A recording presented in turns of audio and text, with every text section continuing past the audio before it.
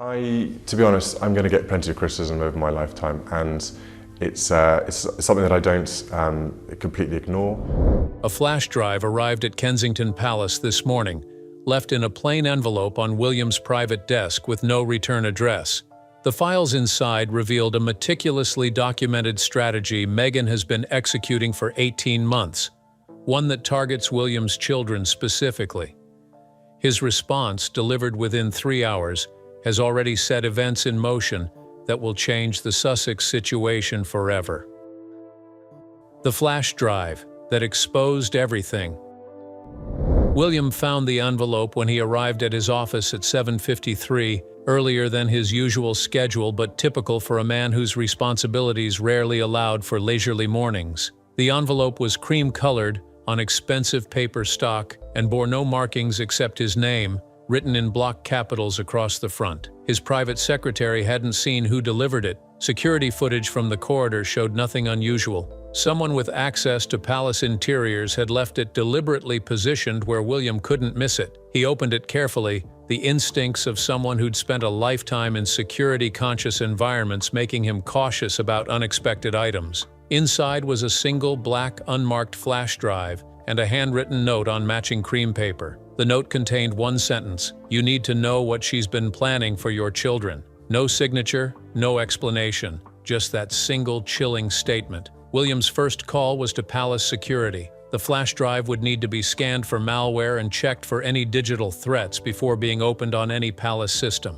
The security scan took 40 minutes. No viruses, malicious code, or anything that would compromise the palace systems. Just a collection of files, meticulously organized into folders with dates and subject headings. The folder was titled Media Strategy George 18+, and contained dozens of documents. One of such emails, dated 7 months ago, was particularly explicit, where Meghan had written to a senior editor at a major American publication saying, "When George is old enough to have his own voice, he'll need people he can trust to tell his story without palace filters. Building that relationship now, even at a distance, ensures he knows I'm an option when he's ready to speak his truth." William read that exchange 3 times, each reading making the implications more transparent and more disturbing. Meghan wasn't just planning to give interviews about the royal family. She was actively strategizing how to cultivate direct relationships with his children, positioning herself as an alternative confidant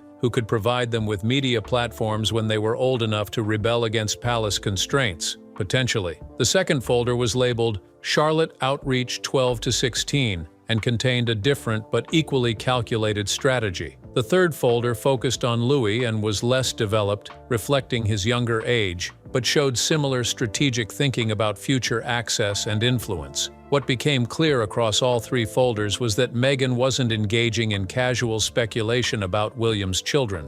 She was executing a long-term plan to position herself as an alternative authority figure, someone they might turn to as they grew older, particularly if they experienced the kind of tensions with palace life that Harry had. But the most damning folder was labeled simply Implementation Timeline and showed that this wasn't theoretical future planning. Steps were already being taken. Meghan had been working with a California-based public relations firm specializing in relationship management and strategic positioning with high-value individuals. There were expenses documented for monitoring services that tracked William's children's public appearances and extracted information from social media accounts of their schoolmates' parents. William felt physically ill reading through the documents. This wasn't a typical Sussex drama or another round of media complaints about the institution. This was something far more invasive and calculated. Meghan had been treating his children as targets in a strategic operation,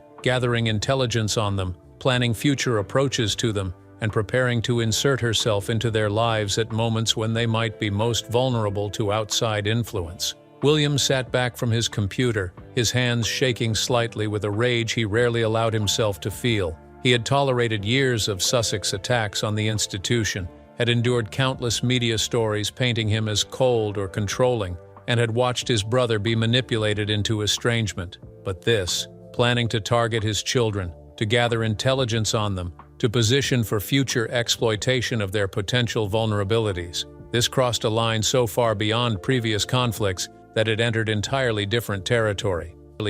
He reached for his phone and made 3 calls in rapid succession. First to Catherine, second to his private secretary, and third to Princess Anne, asking her to make herself available within the hour. As he waited for them to arrive, William went through the flash drive again, this time taking notes, documenting the most damaging evidence, preparing to make decisions he knew would be irrevocable. By 9:45, when Catherine arrived looking concerned, and Anne followed 15 minutes later with her characteristic brisk efficiency, William had made his decision, and he was about to show her exactly how a future king responds when someone threatens the people he's sworn to protect above all else. The strategy targeting George, Charlotte, and Louis. The depth and sophistication of Meghan's planning became more apparent as William, Catherine, and Anne reviewed the contents of the flash drive in full. The documents showed that Meghan's strategy had been developed with input from child psychologists, media consultants, and individuals experienced in what the files called high-value relationship cultivation with restricted access subjects. The language was clinical, almost corporate, treating William's children not as family members but as targets in a strategic operation requiring careful planning and patient execution. The George-focused materials were the most extensive, reflecting his position as the future king and therefore the highest value target for anyone seeking to influence the next generation of the monarchy. For each stage, Meghan's team had prepared response strategies. If George showed signs of struggling with his role, there were plans for how Meghan could position herself through intermediaries, as someone who understood the burden of royal expectations and could offer a perspective his parents couldn't. If he developed interests that conflicted with palace approval, there were strategies for how Meghan could publicly support those interests, building rapport and gratitude. If he experienced any kind of personal crisis, relationship difficulty, or public mistake, there were prepared approaches for how Meghan could reach out with support that would create emotional debt and future access. The Charlotte materials reflected a different but equally calculated approach. The psychological profiling based on Charlotte's observed personality traits and public appearances suggested she would be more family-oriented than George, less likely to rebel openly, but potentially vulnerable to feeling overshadowed by her older brother's status. Meghan's strategy focused on building a stronger relationship with Charlotte around being the spare and understanding the unique challenges of being important but not central. Several documents discussed how Meghan could position herself as a mentor figure for Charlotte, someone who had experienced similar dynamics in her own family and could provide guidance. There were plans for how to create opportunities for connection, potentially through charitable work or public advocacy on issues Charlotte cared about, that would allow Meghan to build rapport while appearing supportive rather than manipulative. The goal, explicitly stated in multiple files, was to ensure Charlotte viewed Meghan as an ally and confidant by the time she reached her teenage years. The Louis materials were less developed, acknowledging that he was still too young for detailed strategic planning, but they showed the same fundamental approach. There was also a note suggesting that Louis, as the youngest and most removed from direct succession pressure, might be the easiest access point if the approaches to George and Charlotte encountered resistance. But what made all of this truly sinister was the surveillance infrastructure Meghan had apparently established to gather the information feeding these strategies. The flash drive contained evidence of a network of paid informants providing regular updates on the Wales children. Some were former palace staff who had left service but maintained contact with current employees. Others were parents at Lambrook School who had cultivated friendships with other families and reported back on information gleaned from casual conversations. One individual, identified in the files only as Source 7, had been paid nearly £40,000 over 18 months to provide detailed monthly reports on the Wales children's activities, behaviors, and any comments made by William or Catherine about parenting challenges or family dynamics. The monitoring extended to social media as well, and while George, Charlotte, and Louis had no personal social media accounts, their schoolmates and the children of family friends did. Meghan's team had been systematically monitoring these accounts, using sophisticated tools to identify posts that mentioned or depicted the Wales children, and extracting information about their activities, friendships, and interests that wasn't visible in palace communications. There were also files showing Meghan had been tracking William and Catherine's parenting decisions, looking for patterns or approaches that might create future tensions with the children. Decisions about schooling, about how much independence to allow, about media exposure, all were being documented and analyzed for potential pressure points. One memo suggested that if William and Catherine maintained strict control over the children's public presence into their teenage years, it would create precisely the kind of resentment Meghan could exploit by offering alternative paths to public expression. What Catherine found most disturbing was a folder containing psychological profiles of each child, written by someone claiming expertise in child development and family dynamics. The profiles went beyond simple personality descriptions to identify specific vulnerabilities, insecurities, and pressure points that could be exploited to build rapport or create dependency on alternative authority figures. It reads like an intelligence agency targeting analysis, not family relationship planning. As the three of them sat in William's office, the flash drive's contents displayed across multiple screens, and the magnitude of what they were facing became clear. This wasn't a problem that could be managed through careful diplomacy or quiet family conversations. However, the question now was what to do about it. And William, looking at profiles of his children written like intelligence targets, at strategies for exploiting their future vulnerabilities, at evidence of 18 months of surveillance he'd never detected, knew that his response would need to be equally systematic, equally comprehensive, and utterly without mercy. Catherine's discovery weeks earlier. What William didn't know as he reviewed the flash drive's devastating contents was that Catherine had been tracking suspicious patterns in their children's behavior for nearly 6 weeks. It had started in late October, when Charlotte came home from school and mentioned that one of her classmates' mothers had asked particular questions about what the Wales family was planning for Christmas. The questions, Charlotte said, had felt strange, too detailed and persistent, focusing on exactly where they'd be and who would be present. But then George had mentioned a similar conversation, a parent at a school sports event asking about William's schedule and whether the family found it hard when he was away on official duties. Again, individually innocent, but the specificity and the fact that it happened twice within a week made Catherine's instincts prickle. The third incident had been more concerning as Catherine's personal protection officer had flagged an individual who had been photographed near Adelaide Cottage on 3 separate occasions over 2 weeks, always with plausible reasons, walking a dog or jogging, but whose presence felt deliberate rather than coincidental. When the protection officer ran a discreet background check, the individual turned out to be a private investigator who specialized in what their website called discrete information services. That discovery transformed Catherine's vague concern into an active alarm. She hadn't told William immediately because she needed more than suspicions and a private investigator who might be in Windsor for entirely unrelated reasons. Instead, she had reached out to someone she'd worked with before, a former MI5 officer who now ran a private security consulting firm, serving high-net-worth individuals and corporations needing discreet investigative services. The brief Catherine gave was simple: determine whether anyone was actively gathering information about her children, identify who was behind it, and if so, document everything with evidence that could support action if needed. The investigation had taken 3 weeks and had uncovered far more than Catherine had anticipated. The former MI5 officer, using contacts in both private security and law enforcement communities, had identified at least 5 individuals who appeared to be gathering information on the Wales family, with particular focus on the children. But the investigator was unable to access the full scope of what Meghan was planning or the information already gathered.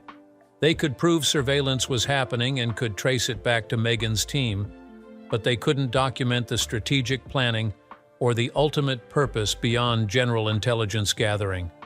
The evidence was strong enough to confirm Catherine's worst fears, but not comprehensive enough to understand what they were facing fully.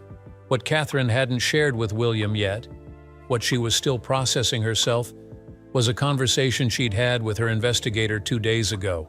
The investigator had uncovered communications suggesting that Meghan's team had been attempting to recruit someone currently employed in the Wales household, offering substantial payment for ongoing access and information. Even more troubling, the investigator had found evidence that some of the information Meghan's team had been gathering wasn't limited to public activities or casual observations. Details about the children's private routines, behavioral challenges, their relationships with each other, and things that should have been known only to immediate family and the closest household staff had somehow made their way into reports sent to California. Catherine had also discovered that she herself had been a subject of monitoring, though secondary to the focus on the children. Reports tracked her parenting decisions, her daily schedule, and her private conversations at school events or charitable functions. Anything she said that might provide insight into family dynamics or vulnerability points was being documented and analyzed. The decision to commission the investigation without telling William became difficult. Their marriage was built on transparency and partnership, and keeping secrets about something this significant felt like a betrayal of that foundation. But Catherine had justified it as protecting him from worry until she knew whether her concerns were valid. Now, watching him process the flash drive's contents, seeing the rage and betrayal in his expression, Catherine felt the weight of having known something was wrong weeks before he did. She could have told him earlier, could have shared her concerns even without complete proof.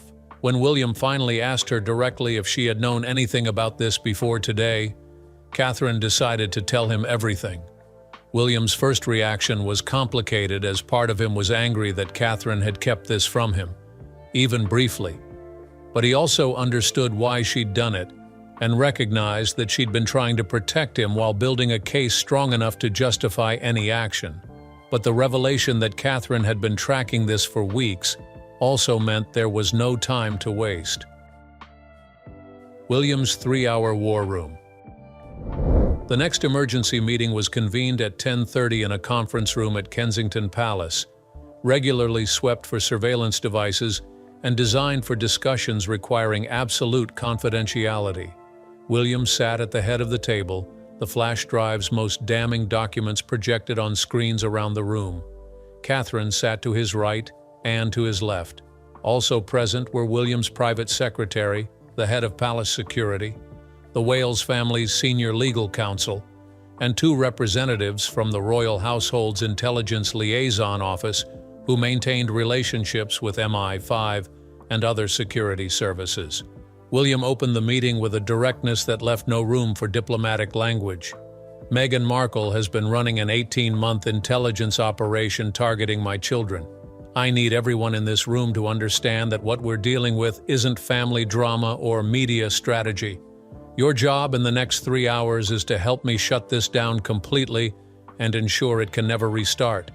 The head of security, a former military officer who had managed protection for senior royals for over a decade, reviewed the evidence with professional detachment. The legal counsel raised the immediate question everyone was thinking: what are the legal foundations for action? Gathering information on public figures, even including children, exists in a gray area. We need to identify specific violations that justify intervention, particularly if we're considering action in California, where Meghan is based and where American law applies. William had anticipated this, so he began. The flash drive shows evidence of attempted recruitment of household staff, which could constitute attempted bribery or corruption. It shows payments to individuals for information they obtained through misrepresentation, potentially fraud. It shows surveillance by private investigators operating in Windsor without proper authorization. And most importantly, it shows strategic planning to contact my children directly when they reach certain ages, which could be argued as preparation for child exploitation or interference with parental rights.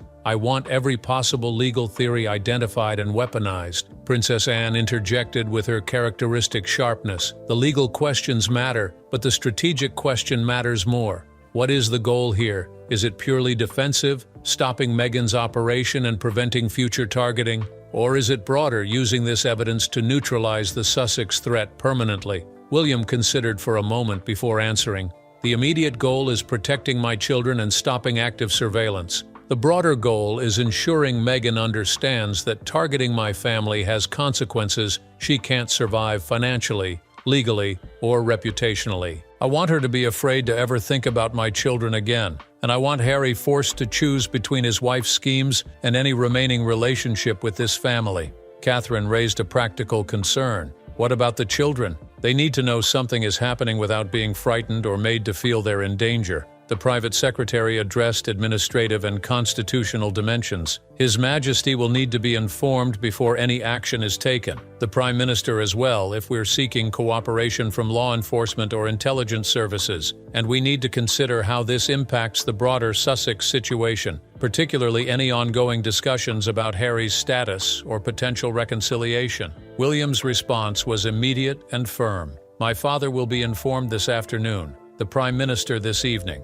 As for reconciliation with Harry, that door just closed permanently. I am not maintaining a family relationship with someone married to a woman who treats my children as intelligence targets. The next 2 hours were spent developing a comprehensive action plan with parallel tracks running simultaneously. The legal team would prepare multiple filings, cease and desist letters to Meghan and her California PR firm, demanding immediate termination of all information-gathering activities, restraining orders preventing contact with William's children through any means, and a civil complaint seeking damages for invasion of privacy, attempted corruption of household staff, and emotional distress. The security team would launch a comprehensive counterintelligence operation. Every individual identified in the flash drive documents as a source would be interviewed by police or palace security. Those who were current household staff would be terminated immediately. The intelligence liaison would coordinate with MI5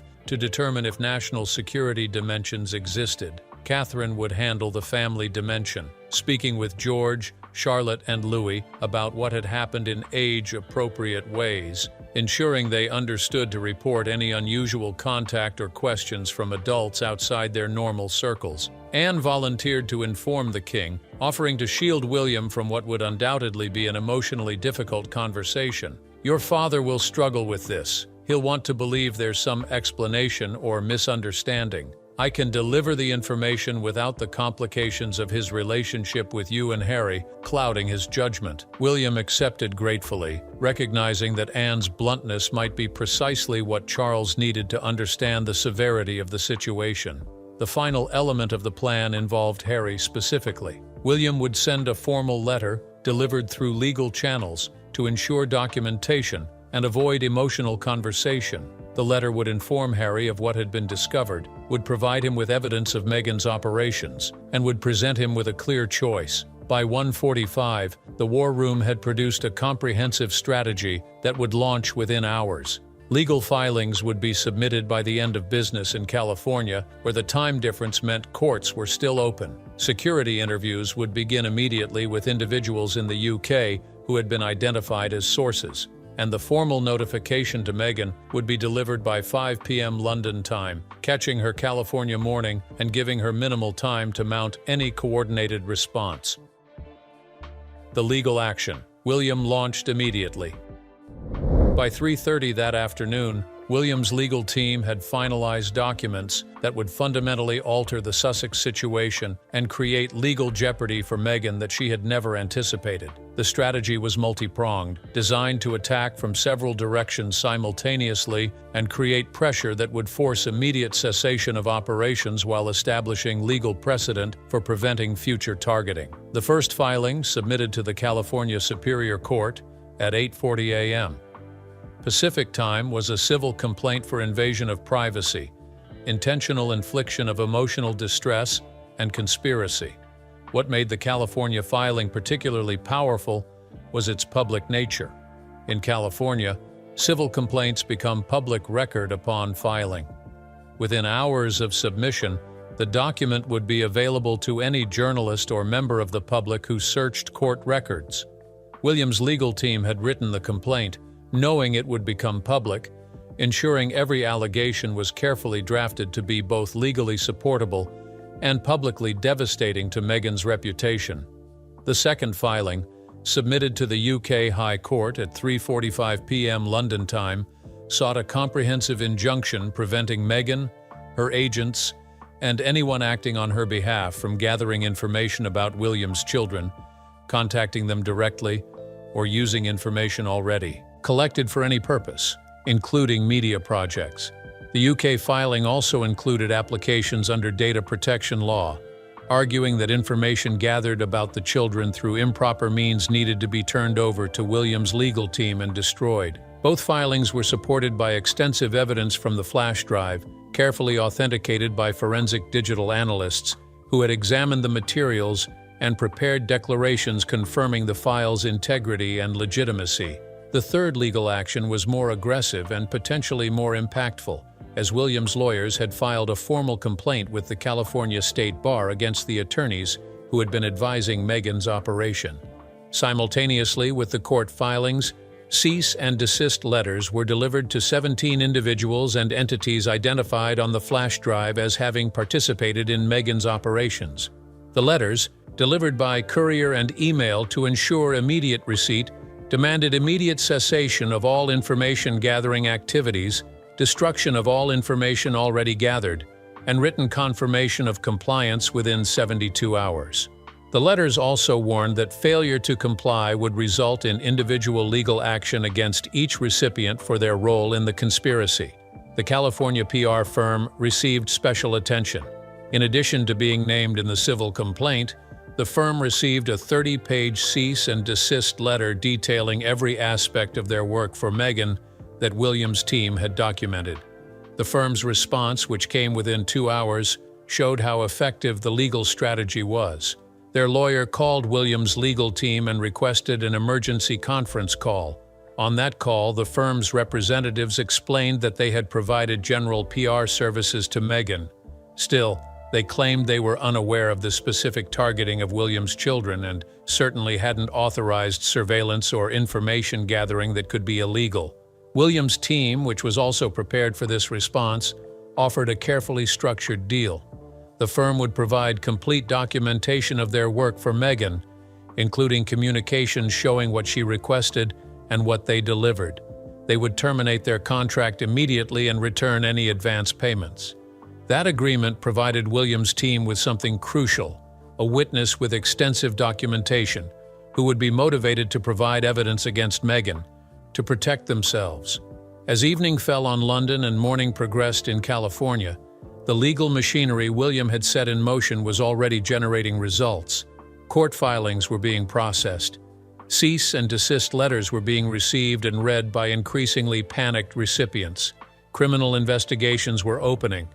And somewhere in Montecito, Meghan was about to discover a new side of the British monarchy. Harry's position in the crossfire. The formal legal letter to Prince Harry reached him at 11:20 a.m. California time, delivered by a process server to the Montecito property where he and Meghan had been living since leaving royal duties. Harry signed for the envelope, expecting perhaps another round of legal paperwork related to ongoing matters. What he found inside was a document that would force him to make the most consequential decision of his life. The letter, written in the formal legal language that created the official record, laid out in clinical detail what William's team had discovered: the flash drive evidence, the 18 months of systematic surveillance. The strategic planning documents showed how Meghan intended to target George, Charlotte, and Louis.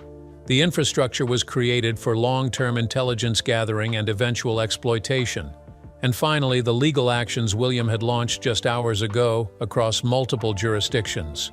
According to someone close to Harry who spoke with him later that day, his initial reaction was disbelief. How could an 18-month operation costing hundreds of thousands of pounds have occurred without him seeing any indication?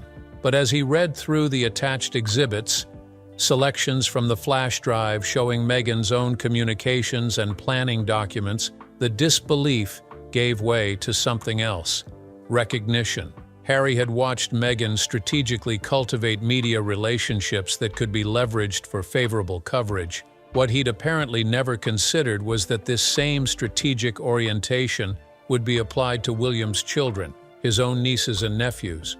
The letter from William's lawyers gave Harry 72 hours to respond in one of three ways. Option 1, provide a written statement acknowledging Meghan's conduct was unacceptable, confirming he did not know about her operations, and agreeing to cooperate fully with investigations and legal proceedings.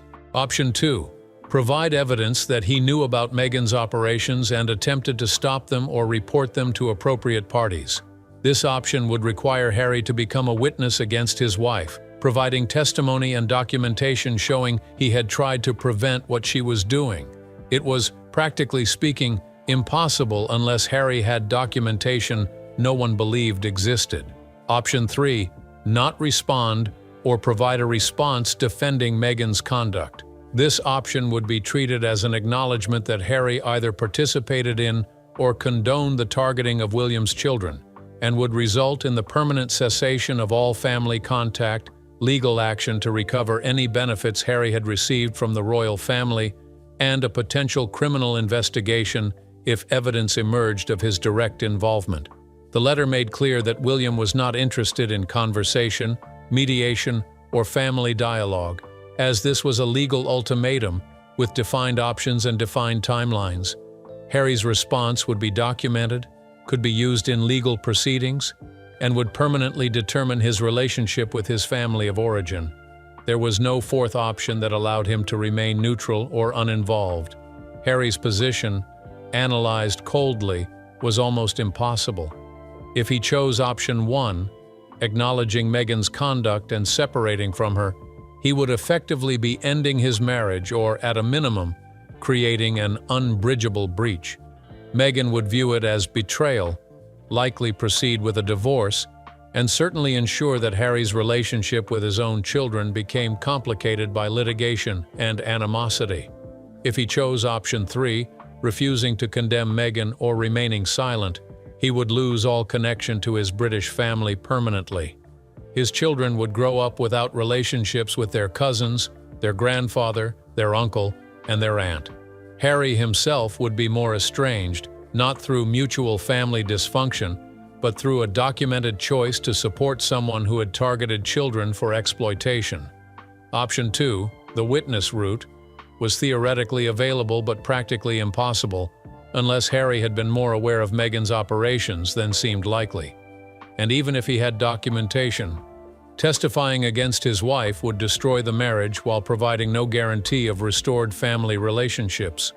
William's letter made no promises about what cooperation would earn, only what failure to cooperate would cost. The 72-hour timeline was deliberately tight.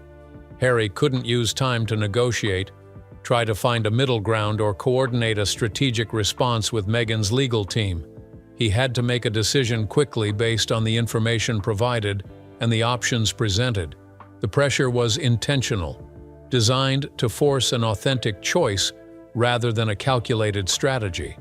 Meghan's reaction when Harry showed her the letter and explained the legal actions William had launched was fierce and defensive.